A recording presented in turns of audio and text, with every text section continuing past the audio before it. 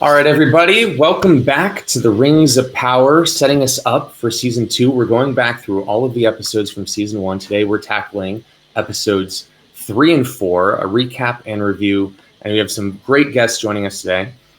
First, we have, from top to bottom, Nikki. Mai Govanen. We have Shiv back with us once more. Hello. How's everyone doing? Joining us from the deep is Olmo. Hey, thank you for having me. And of course, back from scouting ahead for all of us once again, we have Strider. Hello, everybody. Looking forward to this. Yeah. Now, we'll dig into the material real quick, but since it just came out yesterday, I guess that's a little peek into when we're recording this. I just want to touch really briefly. After the trailer at Comic-Con, how excited are you guys for Season 2? Pretty excited. Very much. Actually, this is the most excited I've been for this show after this trailer. Yeah. I think it was pretty dope. Well, we're going to circle back around to another sort of before the show came out piece. The first thing that any of us got to see before Season 1 was a map, and it was a map of Numenor. And since we're going into episode 3 here, I thought that would be an appropriate place to start, because this is the first time that we really got to see Numenor in all of its glory. And so, Shiv, why don't we start with you? I want to hear, what was your impression? Like, what came to you when you saw Numenor for the first time and everything? What was your take? How did that feel for you? Oh, it's definitely very awesome to see. I loved how you kind of get introduced slowly to Numenor too. Like you go through the two statues, and then you see it open up, and then you're like, "Oh, that's pretty cool." And then it even goes even farther, and you see how many buildings they rendered. It's insane, and it's honestly, it matched my imagination of what I thought Numenor would be. So they really did a great job, in my opinion. One of the most interesting things for me was the statue of Eärendil. Would anyone like to chat about that for a minute? Nikki, what were your thoughts upon seeing that, like relating to lore and all that? Well, we knew we were going to see Numenor. I didn't know what to expect. I was looking forward to seeing, the world of men at its high point. I remember when the map first came out, and we had started our little council of fans, and we were all discussing what this could mean and what we're looking forward to seeing. And it was just, it felt like it was supposed to. Like, it felt regal, it felt epic, it was cool to see. And on top of that, you get to see the statue, you get to see all of that. You had the music to accompany it, which just, I think all of it just brought it together for me. I was a little bit distracted by worrying about how the mast of the ship, as they went under the bridge, whether it was going to hit it. But apart from that, it was a pretty cool experience. It felt kind of like coming home. At the same time, not because, Middle Earth is obviously my home, as in like the west part of it with the elves and the forests, but this was something else. It was pretty epic. Well, speaking of coming home, a character that is coming home in this episode is one of, I think, the most famous sort of lore characters in Lord of the Rings, who he's referenced throughout the entire trilogy, and we never actually get to meet him until this moment. Strider, what was your impression of Elendil? And, did he match your expectations and what you expected from, this sort of epic character? Like, what was that like for you? What do you think of him as an actor? I think this is one of the best castings in the show. People say he's a copy of Aragorn or something, and it's like, I mean, he is a direct descendant of Elendil. He is supposed to be exactly like him. And it is actually said that Aragorn, of all the kings that came before him, so from Elendil to Aragorn, it is said that of all of them, Aragorn looks like the most like the statue of Elendil that is in Minas Tirith. So absolutely loved it. The introduction of Numenor, and especially as Elendil guides us in, and we see like that amazing soundtrack is in the background. We're just seeing all of those shots as we're flowing in through the into that bay where the harbor is and where the city is. And to see this through eyes of Elendil, honestly, that was I think the best possible way we could have got introduced to Numenor. Absolutely, feel like all my explanations were totally on point. Yeah.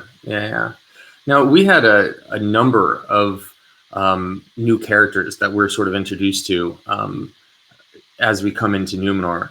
Miriel, Farazan, etc. Ulma, what did you think of this sort of cast of characters, and I think maybe even the larger question, setting up this idea of Numenor, which I think we all know will eventually be a tragic or at least a deeply melancholic story. What do you think of the beginning of how they're setting up sort of this political intrigue and this cast of characters and the way they're sort of intertwining them and everything?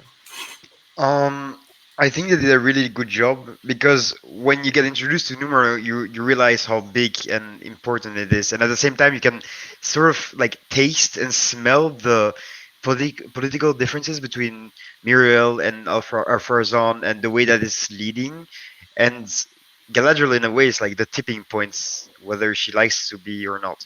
So there's this, you don't feel at ease, but you think that with Numenor being at its peak and being so good and being so great and being so strong, they should be a lot better with themselves. That's something that's really well done, I think, for this episode. Would you mind elaborating on that? What do you mean exactly they should be better with themselves? I mean, when you have a civilization that's so ahead technologically wise, and like they are so strong, because they're, like, historically speaking, they're one of the strongest, and they're so wealthy as well, because you can see them like all dressed up in expensive clothes, and that they have huge ships, and the way that they show themselves, and like the pictures that you're showing right now, the way that they build cities and stuff like that, you're expecting them to be more, I'm not gonna say civilized, but to be more positive with themselves, rather than being in a civil war of some sort. Right. And this really is supposed to be in many ways the peak of Numenorean society, or I guess that's in a sense debatable, depending on what you look at as the peak and what you consider that to be. Strider, what do you think about that? Like, and we're talking about lore here, within the sort of structure of the rise and fall of Numenor, there's different ways to look at what its peak is. Where do you think this falls, and do you think that it matches where it should be with the lore? And do you think that it's as opulent and amazing? Did they capture that well? What is your take? Yeah, I think it's. I remember when the season 1 was about to come out, and we were reading these articles where they're talking about the artistry and everything. And I remember they were talking about the architecture of Numenor, and basically they made a point to have different parts of the city look differently depending on when they were developed. And what we are supposed to see is that the elvish-looking structures are all kind of like getting covered with moss. There's like little cracks. They're not well maintained. They are the older part of Numenor, but they're like falling to disrepair. But we had those parts that were built by the men of Numenor, they are these glorious, magnificent buildings and statues and so on. And I think it was really interesting to see that. And I think this is the most advanced civilization in Middle Earth ever in all of Tolkien's works. And I think they managed to show us this. I think, the richness, the colors, the color scheme, like when we enter the harbor and you just see like that, those shots there, it's just really, really beautiful. I think they managed to convey this level of advanced society but I think they also managed to hint at the issues underneath within the society as well. Maybe not as cleverly as they wanted to do it. Maybe like it could have been maybe more subtle. But I think they do manage to convey that there's this huge civilization, but we are starting to see like some issues underneath the surface. Yeah, I want to touch on that a little bit further. Would you mind going back to the photo that we just had up of Galadriel and Elendil standing in the court? That I feel like we really start to set the basis for this sort of interplay that we have between, Galadriel trying to get her goal, and through her eyes, we're starting to see sort of this dissension within the court and sort of these different sort of motives at play and everything. But one of the particularly interesting threads for me was how much dislike there is of elves in Numenor at this particular stage. It's not something that I expected. Shiv, what did you think of that choice? And, what do you think of the way in which they sort of set up this political intrigue and bringing Halbrand here at this point, and us getting to see these sort of dual sort of competing storylines unfold at the same time? Yeah, my guess is this could be a victim of time compression, where we have to start to show early on that there's some strife within Numenor of the faithful, and I could see them showing that early on and say like, hey, like, not everything's all gold here in Numenor. We definitely have some issues. I'm fine with it. Like, I think it's interesting to see the dynamic too between Mariel and her father, Tar Palantir, because you can see like the state that he's in as well. And am I jumping ahead? Was he in this episode? My timeline is maybe this episode, maybe it's next episode, but we kind of get to see a little bit of that. All right. You know what? This is episodes 3 and 4, so feel free to incorporate some. You know what I mean? Let's not jump to 5, 6 yet, but if we bleed over, there's, it's no problem. These storylines are so connected. Yeah. But overall, yeah, really, I like to see it, and I think, speaking of season 2, it looks like this scene and the scenes in episode 4, sorry.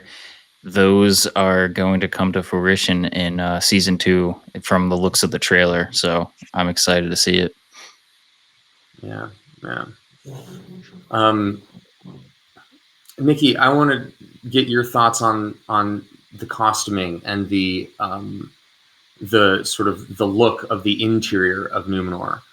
Do you think that it was well represented with sort of what you imagine this sort of like courtly appearance to be like? And I also would love to hear your thoughts on Pharazôn. I mean, as we know, he becomes a very important character, and I'd love to hear your thoughts on sort of the casting, and does he represent this sort of correctly, and in both his dress and his demeanor, this sort of like opulence and sort of Icarus sort of style character that he's meant to portray? I feel like the opening shot of Numenor and the way they entered felt very epic, but I did feel like it sort of dropped a little bit. They lost themselves a little bit, and that could have been, a lot of this was filmed during COVID. They had to limit how many people were on set. Like, there were quite a lot of rules and quite a lot of restrictions at the time when they were filming. So a lot of it felt very CGI, very fake. And also I was surprised to see when you look at the big shot of Numenor, it kind of looks like they're trying to hide in a way. Like, they've built themselves into the mountain. The colors are the same as the surrounding area. So it looks like they're sort of trying to conceal themselves a little bit, which for me is very contrasting to the way that we know Numenorians were at that time. They were feeling already larger than life. They were already feeling very entitled to certain things. And they had this, there's always been this thing between the elves and them, and this envy of the elves being as eternal as they are. And I feel like they also didn't manage quite to accomplish that feeling in what they were wearing as well. It wasn't as epic as I had hoped in a way. Like it was beautiful and really well made, but I still feel like it didn't fully represent, I guess you could say, men who were full of themselves at that time. Yeah. But I really enjoyed our Farazan, and the way that he is portrayed and introduced, because you can already feel the poison that is sort of seeping in between the cracks here, and you already understand that there is some unrest, which is setting the stage for, in the future. This is a spoiler for anyone who doesn't know. But in the upcoming storyline about how they are being more and more corrupted against the elves and against the Valar and all of that, and it gets darker and darker, eventually leading to the downfall of Numenor. And you can already tell in the introductory scenes with this man that he is part of that reason. He's part of that problem. Yep. But he's also so great with words. He's so great with the people. He has this understanding of how to weasel his way around everyone. He's a true politician. So you sort of immediately understand that this man is trouble. And his son, don't even get me started on his son. I don't like him as a person. I would never want to be around someone like that. He terrifies me. But he's also a danger to this society, and you can instantly tell, which I appreciated. It's funny. Farazan doesn't look in any way, shape, or form how I sort of imagined this character when I read about him originally. Like I sort of imagined this sort of like young god king sort of vibe, But I have to say this choice that they've made with him, I think, is still a good one. He is it's a good actor doing a good job with the character. And we'll see how it unfolds with the storyline, but I think you're right that they've set him up well in a way. I will say, however, this particular section, and this sort of alludes back to some of the stuff we were just talking about, Nikki, is responsible for maybe my least favorite minor storyline in the entire show, or moment, maybe even is a better way to put it. The whole took our jobs moment in the square, where then Farazan, I was, if there was for me personally, a low point in the entire show, it was that when the Numenorians are upset and concerned that the immortal elves are going to come take their jobs. And I was like, but South Park literally already made fun of this. Like, how are you turning this into an actual point? I just had to spit that out there because that is, I felt like I had to mention that is my least favorite part of the entire show. But I do want to touch on at least one more thing in Numenor before we move on to other parts of Middle-earth for these 2 episodes. I think this is a really important section where we start to get to know Halbrand. We're introduced to him in episode 2, and we start to get to know his character. But all of a sudden, he's here and he's seemingly just trying to lie low and make a go of it here while. And then I also want to contrast that with, I think this is a section where people started to really get frustrated with Galadriel in terms of, I don't know if you want to call it acting choices or writing choices, but sort of her anger and sort of maybe a bit of a monotone presentation of the character in this stretch. And I think that these are really crucial parts of the show, and I'd love to hear you guys' thoughts on it. Why don't we start with you, Olmo? Feel free to jump off on any point. So about Halbrand. Yeah, Halbrand or Galadriel or whatever sort of you feel like is that, we'll dance around all these. We'll all chat about it. So, whatever you feel like jumping in with. Right. Well, with me for Halbrand, this is a general, just in general for the entire show. But I think Halbrand took, Sauron or Halbrand took a bit of inspiration from the Smaug book, because I think that is said, or it's highly mentioned, that Smaug never lies. He just bends the truth to his own will, and I think Halbrand does kind of the same thing as well with that. So makes you believe what he wants you to believe, and his word may sound in one way, but he actually means it in a completely different way. Because when you rewatch the show after you know that he's actually Sauron, many other things make a lot more sense. in a different way. For example, when he's talking about, I mean, I think it's in a later episode, but when they're talking about each other, when like even just the mention of I got it off a man, with the necklace thingy. I mean, he didn't lie. He literally just said I just took it off a man. I didn't specify which man. I didn't say anything. You're the one that assumed that it's mine, but it's not mine. So that's kind of the vibe that I get from him. Okay. Oh, what about you, Strider? Where do you sit with all this?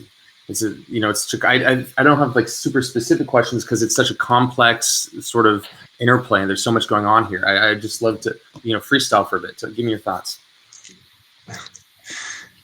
So about Halbrand and Galadriel. Yeah, and where the storylines are in this section. Yeah. I think so the reason why the trailer for season 2 got me hyped is because I feel like, and I mean also based on the words of the showrunners as well, I feel like season 2 is where we get to proper canon stuff, where story makes more sense, where it's maybe easier for the showrunners to move the story around, because the season 1, and then in particular the story of Galadriel, who is chosen to be the main character, and then she's pulling in the Indiana Jones, where she's traveling all over the map within like one season and like within a matter of maybe a couple of weeks. I think this storyline just shows all the trouble that first season had to like build this world, because they had to, like we all know Middle Earth, but like still this is thousands of years before, so the first season had to set up a lot of things. That's the reason why Numenor isn't completely corrupted yet, because we need to set it up more or less like this, show us some hints, and then we see the downfall as it's happening. So I think that also connects with Halbrand and Galadriel. She is as she is because that's the story the showrunners decided to go with. Yeah, I think it's not Galadriel as I would have imagined her. I think the casting is great, but I won't repeat too many things about her arc. She is just too blunt. While on the other hand, it is, to be fair, nicely contrasted with Halbrand, who is Halbrand of the Southlands. Very nice, smooth, chill guy who's, having his way with people in a much smoother way, which does make sense for a being who has existed since before the breaking of the first silence. So I really do like him. I was hoping he would have been Witch King though, not Sauron, but he did a great job. I think also Morphy Clark did a great job with Galadriel. I think it's the story that's the issue, not the acting as much. But overall, not bad, and I'm hoping for way better in season 2. I'll just jump on with one small comment about that, which is, I think that it's fine to have Galadriel be super angry about what's happened over the last couple thousand years. I think the mistake was to pin it all on just the thing with her brother and focus it so tightly, as opposed to just the near genocide of her people, and it also, she was angry to the point of being an idiot sometimes, of making bad decisions, as opposed to angry and yet being a smart character. And I think that makes it less, it's less watchable. It's less charismatic, I think, at that point. But what about you, Shiv? What do you think of the interplay here? And let's hone in on that Galadriel element. Did you think it was more of an acting thing or a script writing thing, or did you really like it? Yeah, I might be the outlier here. I don't mind it. I kind of like reflect on myself. If there's like a problem I have and like I know there's a way to a resolution, I kind of obsess over it and just want to get it done. So in a situation like this, you have a motivation of you want vengeance for your brother. Maybe that's not as Tolkien as we would have expected for the storyline. I could see the motivation for the show of like, all right, we got to like get the Sauron guy. Let's do everything we can. And she kind of gets glimpses of like hints on how to get to him, like the map, Halbrand saying that he found him in the Southlands and all that, lying to her. Like, if I had in like any kind of answer of like, oh, the answer's there, I'd be like, come on, let's go, let's get there. So I can like sympathize for her there. I am one that's holding on to that we're going to see a story arc with her by the end of it. She's acting more regal and knowledgeable, and you see glimpses of it throughout the show. Like later on, I don't know if it's episode 7 or 8, when she's talking to Theo, she's very knowledgeable there, giving him advice that I think is great. And you kind of see pockets of that throughout the show. So it's like, okay, maybe they're hinting towards the Galadriel we're looking for. That's very knowledgeable, very calculating and stuff like that. So I'm excited to see the future of it, but if they continue of her just being a hothead and no story arc, that'll be a problem for me. Now we're gonna have to move on to other parts of the show, otherwise should this turn into a 3-hour thing. But the last thing just about Numenor and everything is we get the vision. Now this is in episode 4, so we're jumping ahead, but we get the vision of the wave, right? In fact, I think episode 4 is called The Wave, right? And I just want to get a quick take from the person responsible for this wave. Ulma, what did you think of the representation of your work? I think it's a very good foreshadowing. I mean, I'm not gonna take the blame for it. It's Iru's fault and Manwë. They sent me to do it, so I'm not really. I'm just a messenger, you know.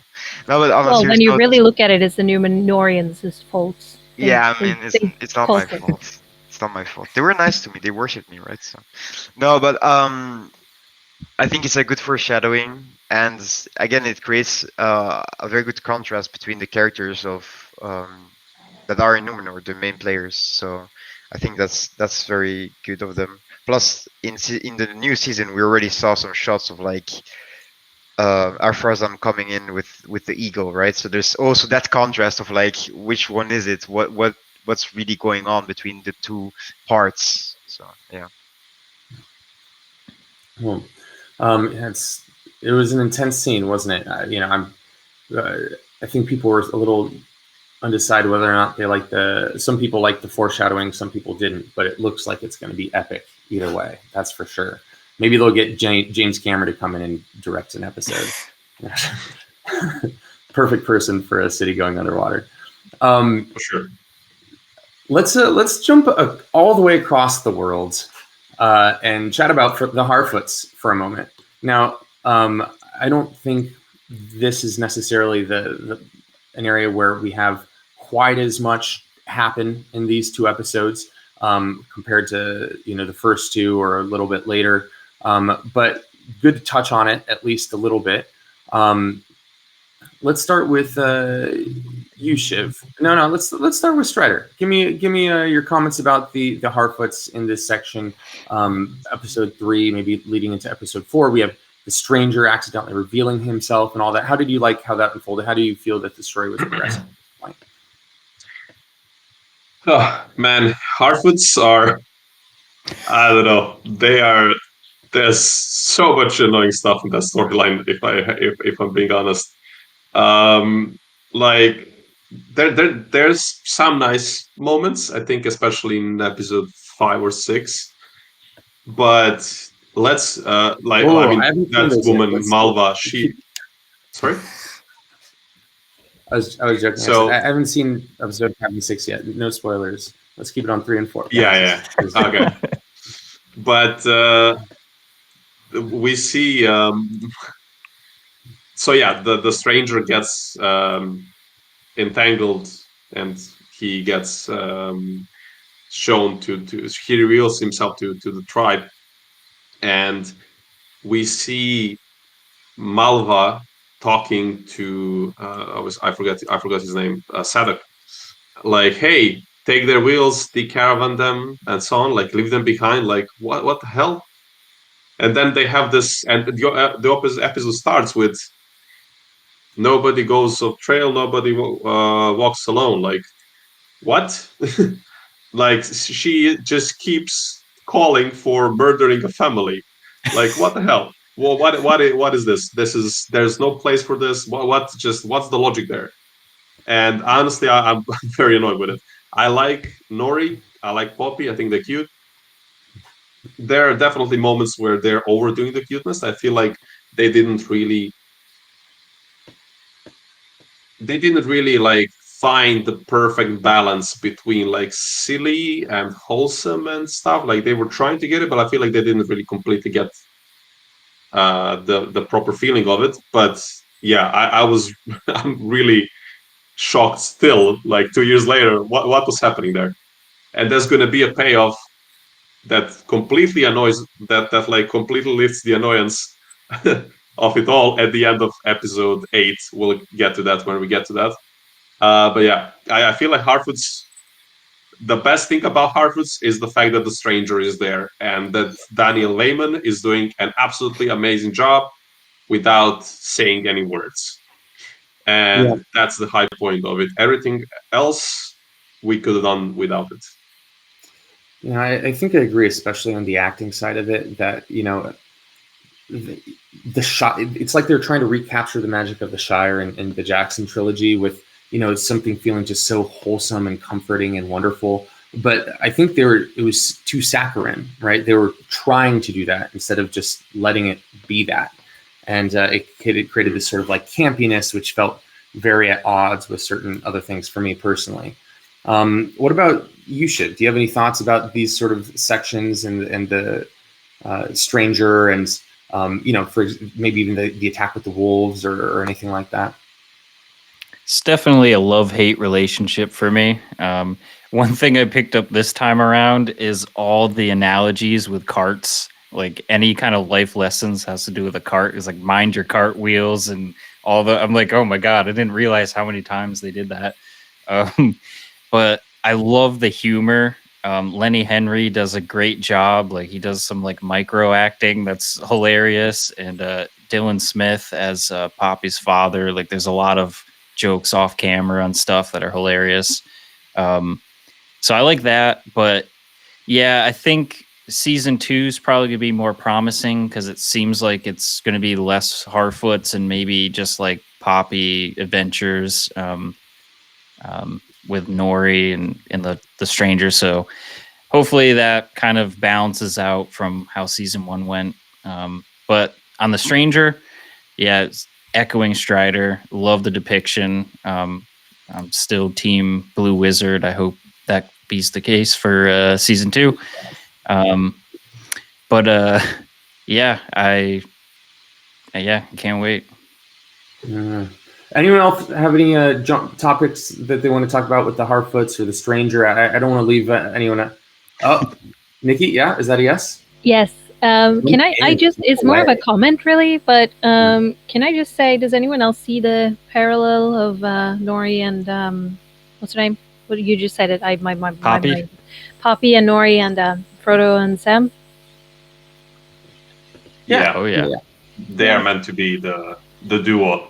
Yeah. The one that goes on the adventure and the one that goes to protect them. Basically. Yeah, pretty much. It's gonna end up with Poppy carrying Nori around.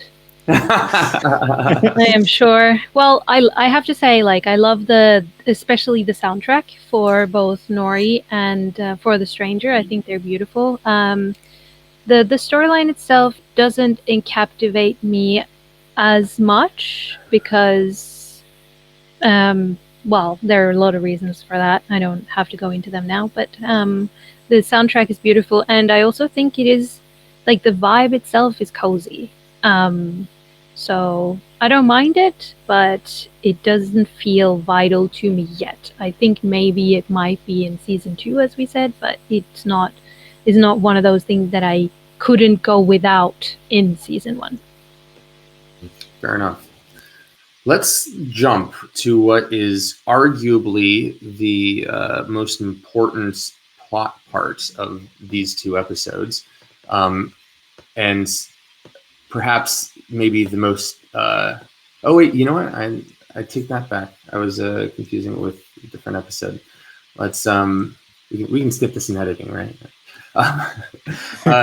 Let's jump across. I would like to jump across to talking about the dwarves and the interplay with the elves and sort of what's unfolding in that part of the world.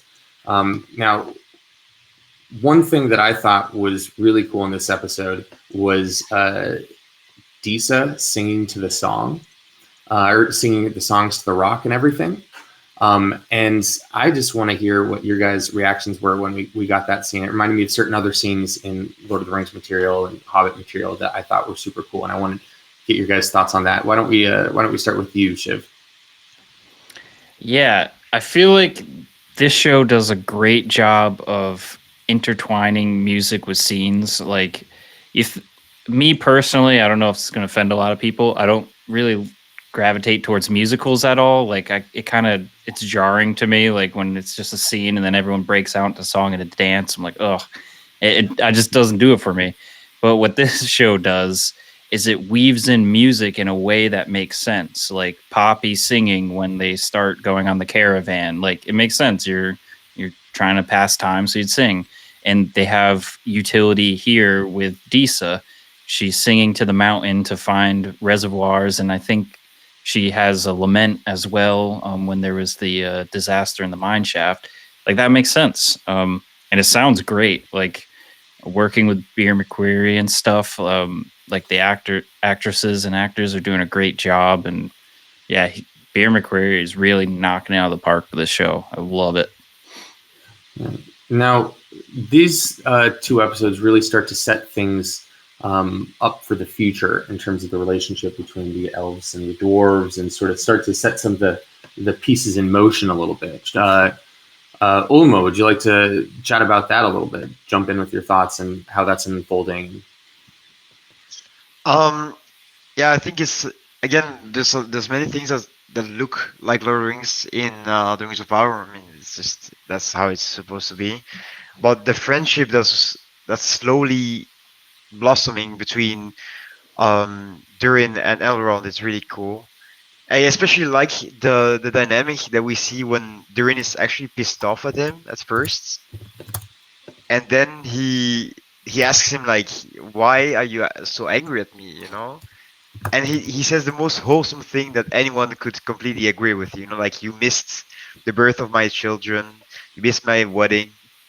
And that's a moment when I think that we don't really see in the Jackson trilogy as much, when we really see the difference between dwarves and elves. Because for elves, like, 100 years is, like, I think it's Thranduil that says it's merely a blink of an eye for an elf.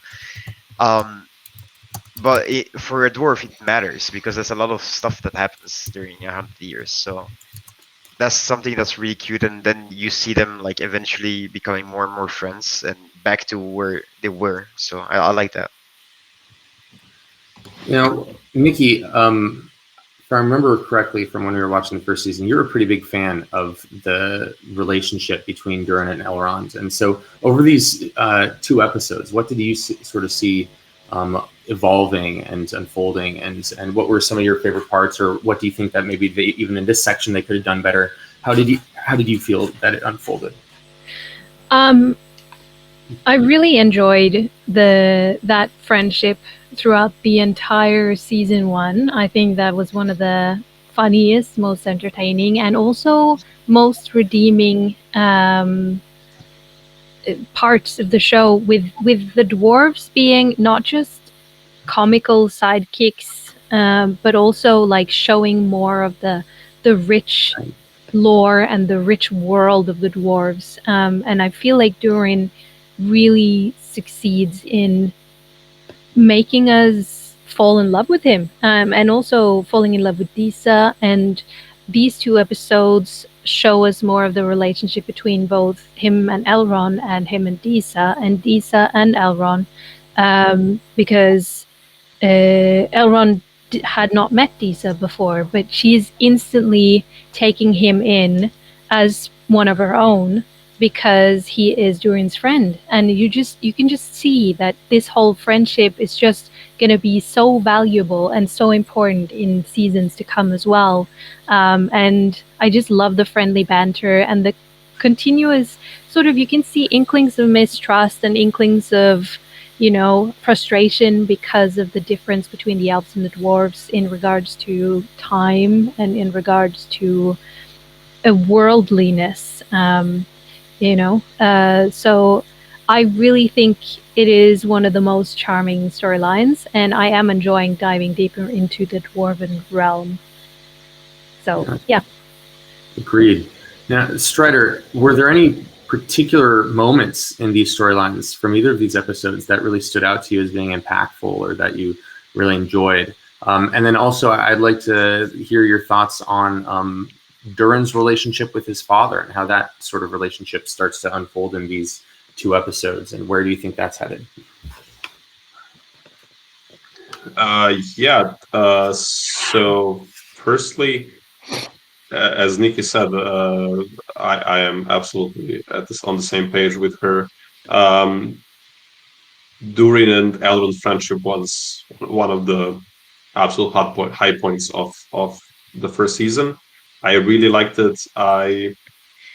The only little nitpick I have there is I think it would have been a bit more effective if they said instead of 20 years, I would have added like maybe 40, 50 perhaps, because dwarves also live for a long time. So Right. I feel like to make it even more point, I would have said that maybe 30, 40 years passed, not just 20. Because, again, it's still a lot, but, I think it would just emphasize it a little bit more. But still, really good, really wholesome. I like Elrond a lot. I think the casting is pretty good. Robert Hermeo's efforts behind the scenes to understand the character, to understand the world, to learn all the lore, really show. And I think it's just enjoyable to see Elrond hanging out with his best friend. Yeah. It's just lovely. We didn't see a lot of that for the nature of the story, we couldn't really see this in the movies. And here we had this chance in this first season. So we know the second season goes much darker, and I think the show overall will be going overall more darker and darker as we go on. So this first season to have this, I think this first season, and it's shown well in this friendship is, and with Desan, like this nice home that they have there with a family. The first season is kind of the hanging out in the Shire before they leave the Shire in Fellowship of the Ring. We need to see what it is that people are fighting for, what it is are the things that matter, that make them go. And friendship and family, this is the essence of it. And we see this in this Doran storyline. And then that also ties with Durin's relationship with his father. That is strange. There is conflict there. And the conflict goes more and more. And judging by the trailer for season 2, it's going to go even further. So I think they did a solid job overall setting all of that up for what's going to be happening in season 2. And yeah, I'm looking forward to that. I think this is one of the tighter storylines in season 1. So it was really good to rewatch it again. Also, after 2 years, it's still pretty good for me. I remember when it first came out, and I'm going to jump back to episode 2 for just a second here. I was watching it with my roommate at the time, and I remember we just had this moment of sort of looking at each other and be like, it's like things are kind of fuzzy and stuff, and then it like crystallized into a real relationship, to a real storyline, between Elrond and Durin. We were like, yes, like this is good. This is good. This is really good stuff. And I think a lot of people felt like that. Let's jump to the Southlands. We've talked about the King of the Southlands, the supposed King of the Southlands. Let's talk about what's happening there right now. Now, episode 2, I think, basically ended with Arondir getting taken in that cool scene with all the hands wrapping and grabbing him and stuff. And now we've got him in a pit. And he is in a pit with a bunch of orcs and a couple other captive elves. And it's a pretty crazy scene. And so you've got this great picture of the sort of It's our first time really seeing orcs in this world, and it's a bit of a different take than we've seen in the past. Olmo, what was your impression of these characters, of this portrayal of the orcs? What did you think of it? Did you like it? Was it? Did you feel like it fit, or? And what do you think of this scene in general? I thought the orcs were. My first thought was the orcs are back. The OG orcs, the one that we know, the ones that we love so much from the Lord of the Rings, and don't like really from the Hobbits because of CGI. They're back because I know this is Weta, and they're. I'm not gonna say back to business, but like they just did what they do best, which is like prosthetics and stuff, and it's done really well. I think that all of the characters of the orcs have their own personality as well, which is interesting because we see them so little in the show. Um, Jet Brophy's character is even in there as well. Like we see Jet Brophy, he's the one on the left, if I'm not mistaken. I think Or in he's the on the picture left, right yeah. now. Yeah. So I think it's really well done, and they're all like unique and scary, and I can tell that they tried to take inspiration from what they did from the Jackson movies, but go like a step further in the messed up, if you want to, because you see like some that have like messed up lips and faces and like an eye and stuff like that. So I think that's really unique on the take as well. Yeah. And sort of, I think one of the things you're alluding to in a sense is something that was talked about when this first season came out. This idea of sort of the deconstructing the idea of an orc, taking it from the sort of traditional black and white orcs are evil and giving them a little more personality and characterization. Strider, what did you think of that? I think if I had to choose one thing that is the best thing about this season overall, the best like storyline, or maybe like the most well done group of people, like race, for example, it's the orcs. They are. I am just thrilled that they decided to put on screen the struggles that orcs are going through, because one of the biggest things that Tolkien never solved was who are the orcs. Were they? I think one of the versions is they were made from stone or from dirt or something. One version is okay, they are corrupted elves, but then the question was, do they have a corrupted soul, or are they bodies of elves without the soul, but there's just a dark force in them or something? Like there was so many different versions of. Again, this is where we can see Tolkien's faith shining through, because the matter of soul is one of the most Christian topics as well. And to have this struggle put on screen, and where we have this absolutely amazing character, Adar, who is absolutely one of my favorite Tolkien characters, even though, as far as we know at the moment, he is not. He's an original character. I just love all of them. Like it's absolutely beautifully done. Orcs are still the bad guys, but it's really cool that we get to see the depth to them, in them, and that depth is represented in a character who is something between orcs and elves, in the character of Adar. And again, for those who may not know, Adar is the Elvish word for father, and that's how they call him. And they all say it in English, like Lord Father at some point.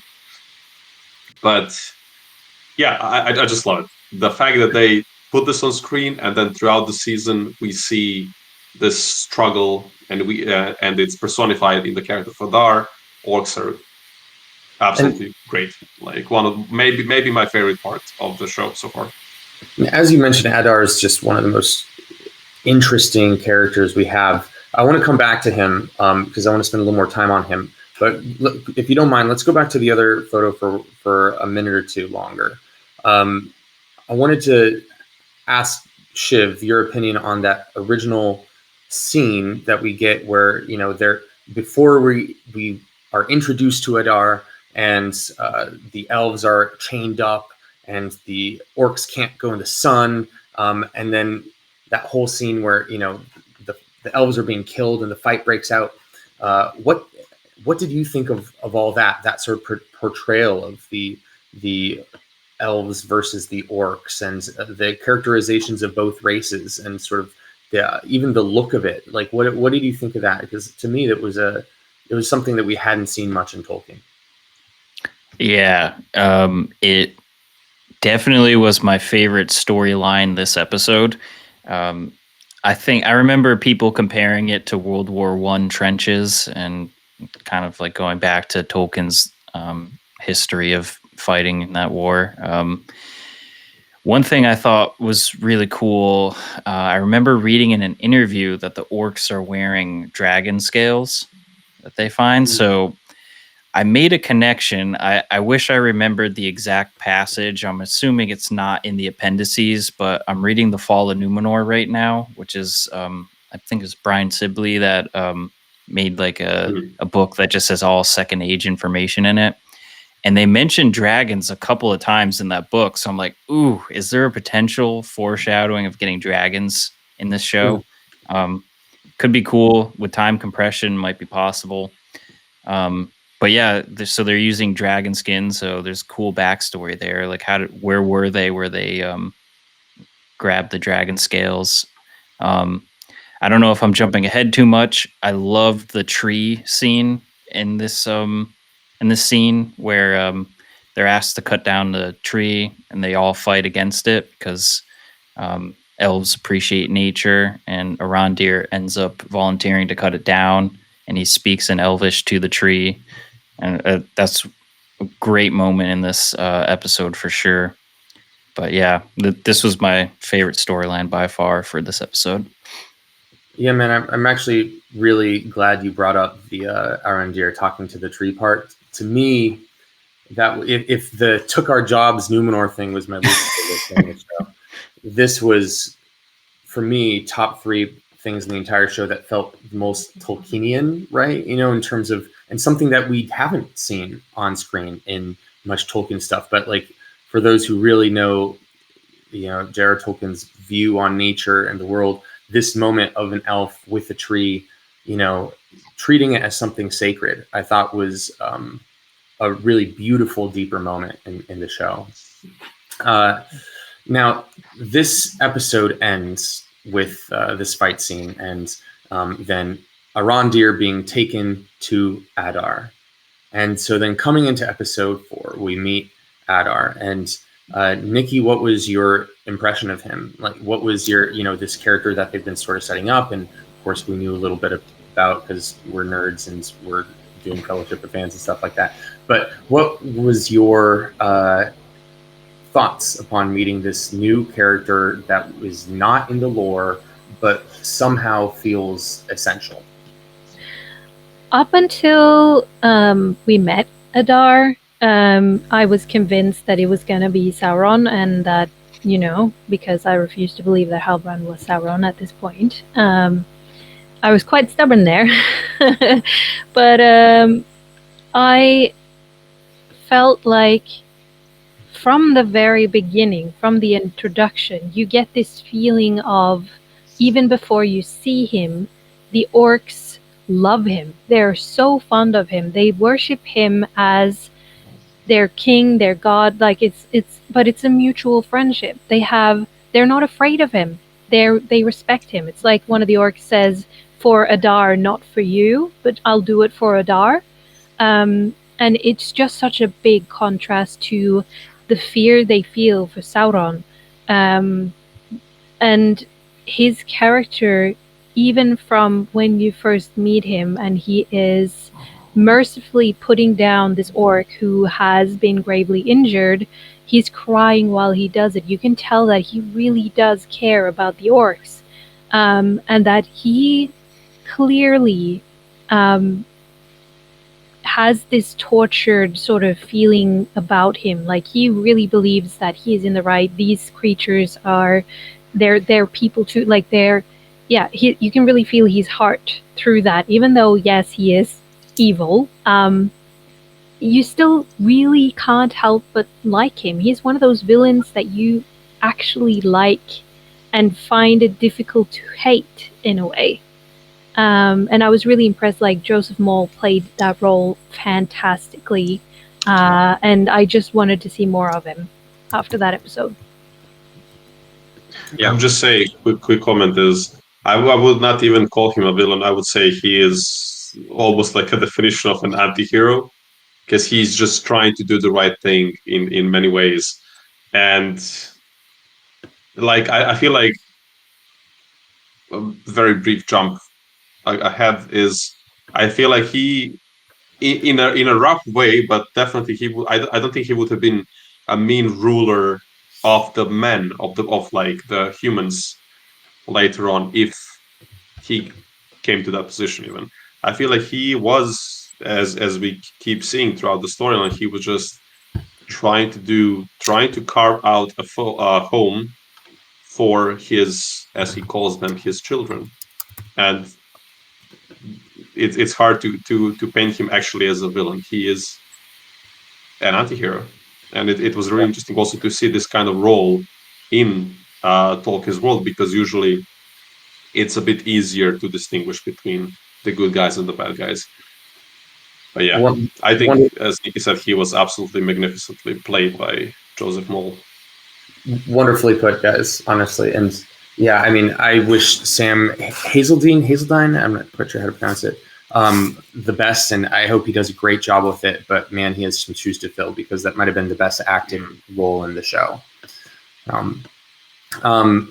Let's jump across to the other half of this Southlands storyline and talk about Bronwyn and Theo and what's unfolding there. Now, we have some interesting stuff happen in this episode, or in these two episodes, that culminate with a very exciting scene with Arondir, and we'll get to that in a moment. But Olmo, what do you think of the way that these two storylines unfold as we get to know Bronwyn and Theo and the men of the Southlands a little bit better, even Waldreg, right? Like we have these this sort of, what do you think of the cast of characters and on the larger sense of things here? I mean, I think it's interesting because you see the other side of the coin, because before becoming what's known as Mordor, there were people there, right? So you need to care about the people in a way. I'm also, I mean, like he's a bit of a dreamer. I also wish that the small child Theo becomes eventually one of the 9. I hope that it might be a thing. I genuinely hope that it's going to be a theme that we're going to see throughout the story, that we are gonna be like personifying the 9 in a way, because they're kind of a mystery. And yeah, so I think that's kind of important to see the reasoning behind it, right? It's like, because no one turns bad just because, lol, I want to be a bad person because it's so much fun to be a Dark Lord, you know? So yeah, that's what I mean. I'll say, based on the way they've set up these episodes and set up the characters so far, I almost wish Isildur could become one of the 9. Obviously, he can't, but it's just the way they're like setting up his character, And to that point, like, I'm super with you on Theo, except only if they can make me really care about him first. Unless he becomes the king under the mountain. I don't know. Elaborate. It does make sense. Like the whole thing, you can tell throughout the series, when he finds this spear thing. I can't remember the name of it right now, but when he finds it, he is very attracted to the darkness. He's curious, and he is drawn to it in ways that is yet to sort of develop in ways to. Yeah, and you can tell that he's not listening to his mom. He's very no, he wants to do his own thing, and he's sick of being told what to do. So the darkness is there.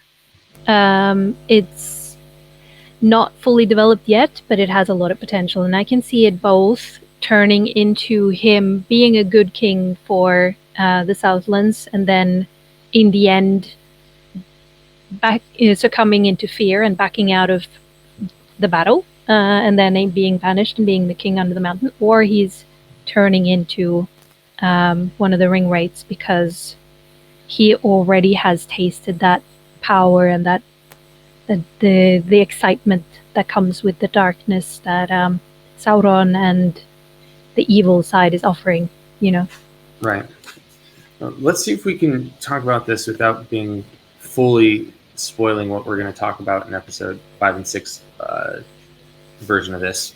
But we have this hilt that that Theo has from this sword, and it's playing this sort of, as far as we know in episodes 3 and 4, this sort of like magical, mystical, like what is this thing for?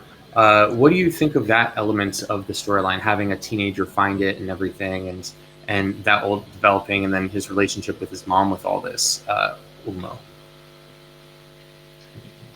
Again, it's a rebellious kid wanting to find an identity for himself, and with the lack of a father figure in his life, and at first not really accepting that Arondir might be that father figure. He wants to. I mean, as a kid, everyone as a child is attracted by darkness. I mean, like, you know, there's something cool and dope about it. I mean, you can't deny it, but it's just true.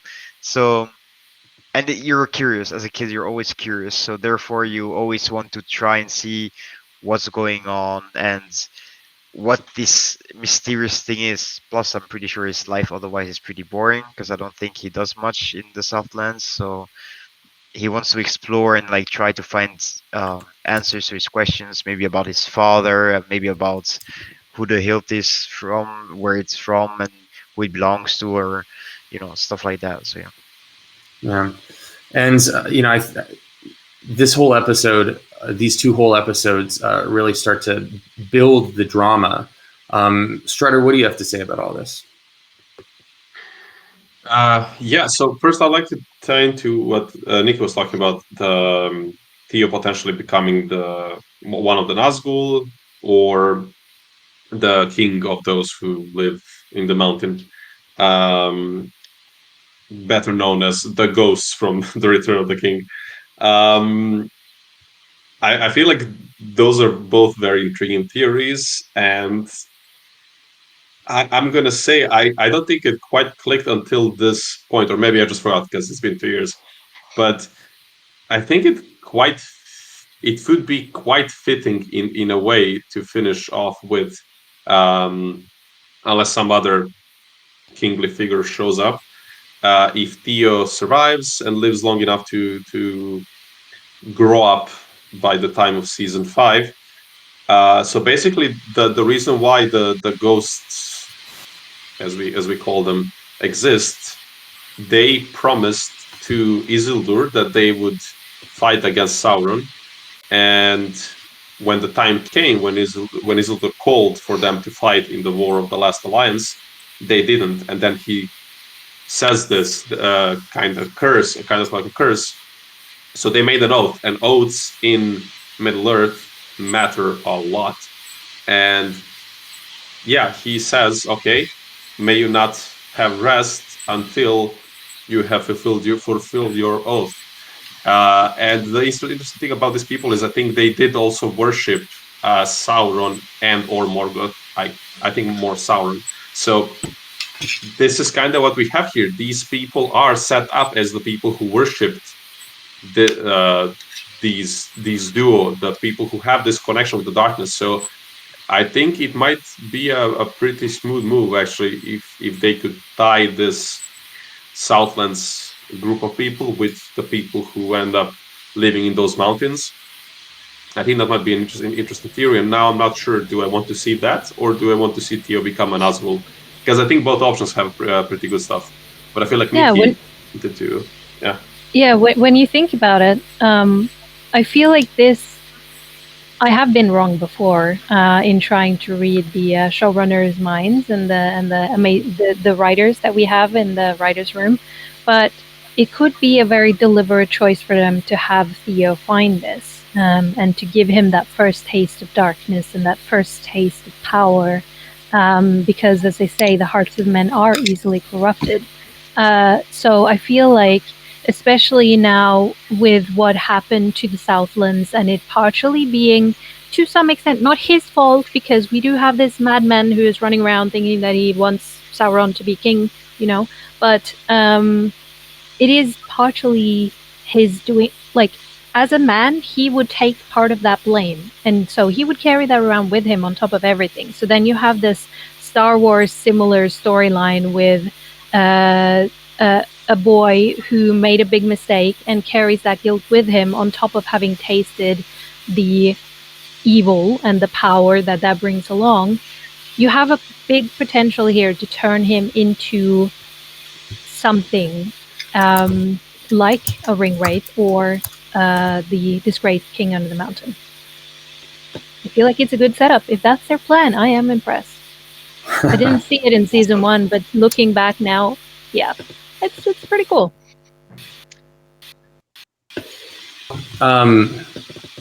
Where this storyline culminates in these 2 episodes is with one of the more epic sort of scenes. Theo's been captured, and Bronwyn's trying to save him, and Arondir comes and helps save the day. Shiv, walk us through this scene. What your thoughts watching it? What did you notice about it? Yeah, that was actually a good surprise. I was not expecting Arondir. I was definitely taken aback by it. Was like a thriller. Like, you have no idea what's going to happen to Theo. He's like crawling around in the thick grass, and you can hear the orcs all around him. Sounds really good if you have surround sound too, because you can hear the orcs all around you. It's a good effect. But yeah, that was a great scene. A lot of suspense, and if I remember right, if it's this episode, it ends with Arondir running with him in the woods, and we got that epic. I don't know if it was in the trailer or the teaser, but where Arondir actually catches an arrow in slow motion and shoots it back at the orc. Such an epic moment. Love it. So I'm glad we got that. Looks like season 2 is going to have more of that Arondir action, but yeah, really cool. Well, we are over an hour, and we don't want to keep everyone here too long. So let's wrap up. I think we've covered all the major storylines at this point. I guess before you wrap up, anything else in particular that anyone wants to cover that we didn't touch on that you think is really essential to talking about these 2 episodes? All right, then I want to end this the same way that we did. I think there's a couple of things. So there's some things going on actually in Numenor, some big stuff. Galadriel discovers. So I'm trying to find the photo now as well while I'm talking. Galadriel goes to that tower with. So she tries to get to the king, right? And then she realizes that the king is is like at his deathbed. Basically, he's very ill, and Miriel is there. And then they have kind of like a heart to heart, and then we see this scene where they look into the Palantir. We see this vision, or rather, Galadriel sees the vision again. And yeah, I think there's a lot of things to talk about there, because they also talk about how the king was trying to bring them back to the elves to restore the faith across Numenor, but a lot of them rebelled against it, and then he was cast down because of that, and then she took his place as a regent. So yeah, I was curious what people thought about this. Gregory, maybe we can ask you, because you've been doing the most of the moderating. So let's hear your thoughts on that. I think it was a really interesting way to sort of set up this. I mean, I have to admit, when I was watching this, I was focused on sort of the long-term arc of when things need to happen and where people need to go for this to happen when and stuff. And since this kind of doesn't tie into some of those larger elements in terms of the 5-season arc, I found it interesting, but I also wasn't quite sure what they were doing, or and it was one of those things I think I could only really look back and get a sense of looking back after the whole season. right? And I think what it ends up being is a bigger influence on Muriel's character, in a sense, right? In terms of her arc and her reticence to help the elves, to being someone who wants to save her homeland. I think this comes a little bit before, or her seeing the wave and all that, and she starts to believe Galadriel that something is going on that's important, and so I think that in terms of the way that they've chosen to tell the show, it ended up being an important scene. What about you, Ulmo? Again, we're dealing with a territory that ends up coming under your domain quite soon. What did you feel about this scene and sort of the way it set things up, and also, I guess the way it interacts with Halbrand's ultimate goals as well? I think that one thing that the show kind of does well, and at the same time it does bad, because it got a bit all over the place when it comes to the reactions from the viewers, is that on one side Galadriel is very wise, and on the other side she's very naive, if I can put it like that. Yeah. But what the viewers don't really grasp is that, yes, she's naive towards Halbrand, but you have to put yourselves in the position that you're literally dealing with a demigod at this point. So Yeah. anyone would look like a child compared to a god to some extent, right? So I think that this scene really does it well to portray her more smarter and wiser side, because she's still superior to men, and she has a lot more experience than them, and she wants to at the same time be kind of nice enough towards Muriel to show her that she wants to help them, but at the same time it's also their own faults, So yeah, that's kind of the vibe that I'm getting. Yeah, and I think that the element of the white tree starting to wilt is a really important aspect of all this as well. So, Nikki, would you like to chat about that? Sorry, can you say that again? The white tree starts to wilt, and Muriel sees that, and it really has a profound effect on sort of her point of view on all this happening. Yeah, I think with all of it, it becomes clear through these two episodes that Muriel knows a lot more than she's sharing with her people, and her dad have these visions about their impending doom. And then at one point she tells Galadriel that this isn't a vision, because your being here is already proving that it's not, because you're part of that vision. Your arrival is the beginning of the end for Numenor. She's basically saying that. And her seeing the tree and also seeing Galadriel is kind of confirmations for her that something is going to go wrong. But I think she, at this point, believes that the reason for the downfall is about the elves. She doesn't realize that what it's actually about, which is the corruption that is going on in Numenor as it is right now, towards the gods, towards the elves, towards Middle-earth, basically, them believing that they are this all-powerful, more deserving species of creatures, I guess, which ultimately leads to their doom. She's failing to see that that's where the problem lies, and she's worried that Galadriel and the elves and this battle that Galadriel is trying to get her to do is not it, basically. And in these two episodes, this is her mindset, I guess.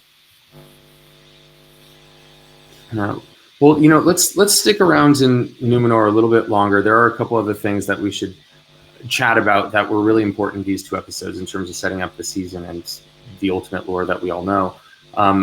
I think one of the big things here is Galadriel realizing that the map, that Sauron's sigil that she's been following since episode 1 is in fact a map of a particular area. Strider, why don't you chat with us about that?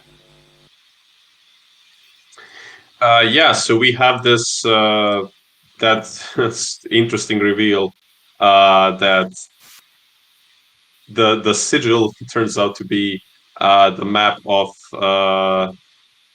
Mordor, and that was an interesting twist. I think not a lot of people could have guessed that, to be honest. I think that was so. I feel like that's one of the again kind of weaker points of it. Mainly in terms, okay, I can buy the fact that perhaps they were perhaps the plan was to put the sigil out, and any orc who sees it will know, okay, oh, we are enacting that super secret huge plan. We need to go. We need to go to Mordor.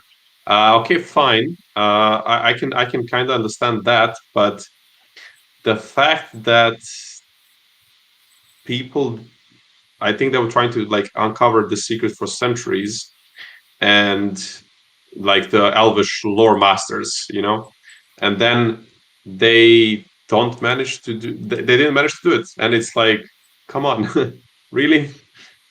This is it took centuries and they didn't get it, and then looking at the map at some point, and oh, this is it. So I feel like it was a bit of an odd twist. I think it they could have handled it, but I think a lot of these minor issues, and there's a lot of minor issues with the story, but one of them it's okay, but when there's a lot of them, it's an issue. And I think, Yeah. I feel like there should have been like another revision of the whole script to like tighten the like some of the loose ends. Yeah, and the fact, that well, we will see what happens with it in episode 6, I guess. But yeah, I think it could have been done a bit better. I definitely agree that the whole map thing to me felt a little bit clumsy, like we were seeing sort of the hands of the writer, so to speak, a little bit. Another area that I don't want to get too far into, because I think we will come into the meat of this in 5 and 6. We should probably at least talk about it because we're setting up the events for it here, is the finding of Mithril. And I think that this is another aspect that some fans anyway, felt was maybe a little contrived or not handled super well. And again, I think a lot of that will come in our next episode. But here we start to find out some of the sort of mystery box unfolding of what that's all going to be. Olmo, would you like to chat about that? Sort of what we find out in these 2 episodes and your thoughts on how they unfold this idea of a powerful new ore or whatever the case is? Yeah, I know a lot of people hated the entire thing about the Silmarils, the theory, but I mean, to me, that's nothing but a theory, first of all, because if I remember correctly, Gil-galad says that it's what they say is the tale, right? And what the tale is never always the truth. But I think that the importance of Mithril is good, although sometimes it's a bit forced, in my opinion. Like they find Mithril, which is fine, but like at the same time, it gets shoved in our face that it's like life or death for the elves, which is, it feels a bit weird at times. That's how I feel about it, and to me it stains the relationship between Elrond and Durin. Real quick, let me jump in. This story with the Balrog and stuff, that's what I sort of want to stay away from, because that's a lot of the stuff for next episode. But I do think it is worth, and even the relationship stuff, although just really quick answer to you, I think in fact that notion of greed staining relationships is very central to Tolkienian themes. But just as far as the plot and how things are developing, this idea of a new ore and bringing it back to something that we've all sort of already we know about from the books and the movies. Shiv, how did you feel about like them going this direction to bring Mithril into the plot? So I'll keep away from the Balrog situation until next episode. I do have some strong opinions there that might be surprising. But for the Mithril side of things, and folding it into the story, I think it's great. It's like fan service. Like, up until this point, we didn't know what they were going to do with it. This is like, oh, here's Mithril. Cool. I guess I'll hint towards my theory for the next episode, but I think it adds a little bit more weight to Mithril. I'll reserve my comments till the next video, because I got some good points, I think. But Fair enough. Fair enough. Happy.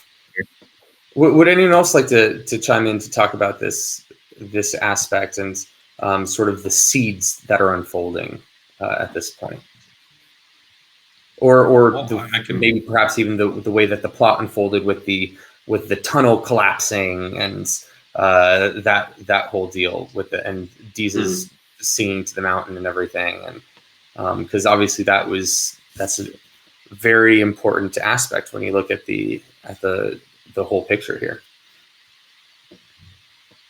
So you, Strider? I can chime in there real quick. So I think there was some interesting things there. I think when we were watching it, we didn't really know where all of this was going to.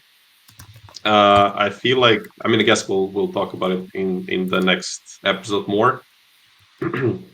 But I liked the scene where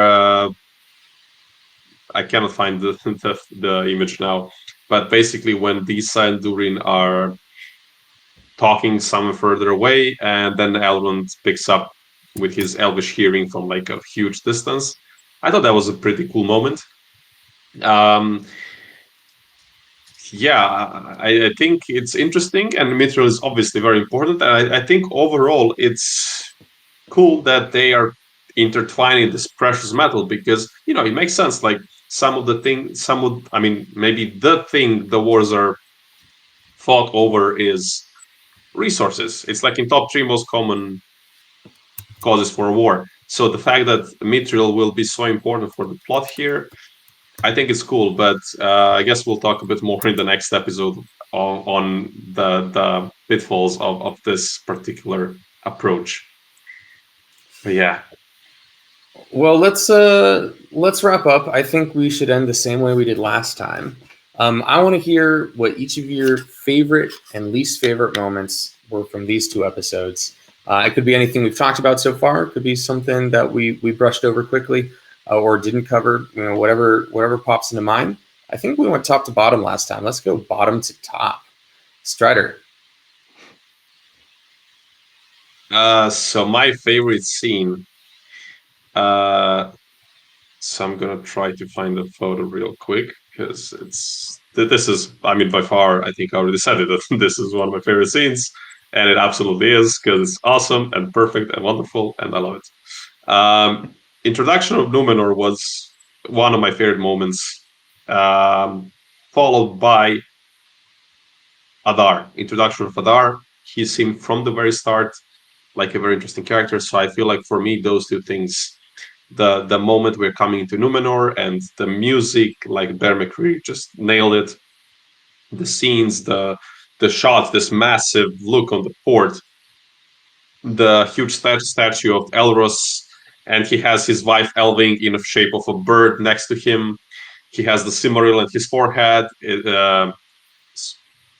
Sorry, it's not the statue of Elros, it's the statue of Arendil, the father of Elros. So it's Arendil and his wife Elving by his side.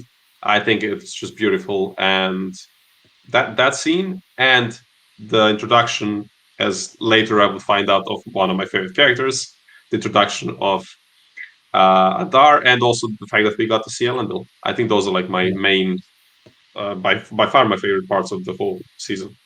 And your least? Malva and the caravanning and taking the wheels off people and then having the nobody walks up alone shoved in our faces. Like, come on. Also, I mean, C is always right, but like I feel like this is just so bad. Malva, what was going on there? I cannot understand it. So yeah, I think we're pretty clear on that. I'll jump through mine quickly because I already mentioned both of them. My least favorite is the took our jobs moment in Numenor, and my favorite is Arondir with the tree. To me, that was just really, really poignant. Close runner-up, though, is the introduction of Elendil because he's epic. Olmo, how about you? I have to say that the Adar introduction is pretty dope. But for me, my favorite moment for these episodes was probably the fight between Halbrands and the people in Numenor. I think that was pretty ruthless. I loved it, and the way that it was shot and how real it was. It wasn't like some elvish fight where it's like all smooth and cool. It's like it was a street brawl. So I thought that was really cool. And while I do like people worshiping me, I didn't like the sea is always right thing. I thought that was a bit too much. Fair enough. I had some insider info, so I was pretty sure that Halbrand was Sauron. But the moment that he beat up those guys in Numenor was really the moment that clinched it for me. That I was like, yeah, I'm right. This is what's happening. Shiv, how about you? Let's go. What? Just very quick, and also that we had that brief scene of him looking towards the blacksmith. Yeah, and that was just one of those little breadcrumbs that were like, oh my god, is he really Sauron? Yeah. Okay, carry on. Sure. Shiv, let's start with negative and then go positive. That way we can end on positive notes. I like it. So if you recall, last episode I had no complaints. I loved episode 1 and 2. I loved J.A. Bayona's directing. Like, thought it was perfect. For this time around, though, least favorite, I would say, is probably the ward design. It seemed kind of clunky to me. It just wasn't what I was expecting. So that, I guess I'll summarize that. That's my least favorite. I loved a lot of people's positive most favorite scenes. Like, I agree. So if I'm to come up with a new one, I would say probably the fighting with the Rondir in the tunnels. Like, I really liked how they used the chains to kind of like take over and attack the orcs. Looked pretty cool, so I'll go with that. And Nikki, wrap us up. Least favorite and favorite. Yeah. Favorite. I would have to say the introduction of Numenor and the introduction of Adar as well. Not very creative, but they are good introductions, and I really did enjoy those. Least favorite, I don't know. The first time I watched it, it was Galadriel in Numenor, the whole storyline, because I just felt like she was just cranky and hard to deal with. But then again, upon rewatching, I think I dislike Nori's risk-taking more. The way she's so defiant, like it seems like she's hell-bent on having her family murdered, and I didn't enjoy that in particular in the second time around watching the show. It's something about it just feels annoying to me. I understand that she believes in the stranger and she has this big need for adventure and all of that, but it just annoyed me a little bit more this time around than it did the first time. Fair enough. Well, everybody, thank you for joining us again. We will see you on the next one, episodes 5 and 6, as we count down towards August 29th. So excited to do this with you, and we will see you next time.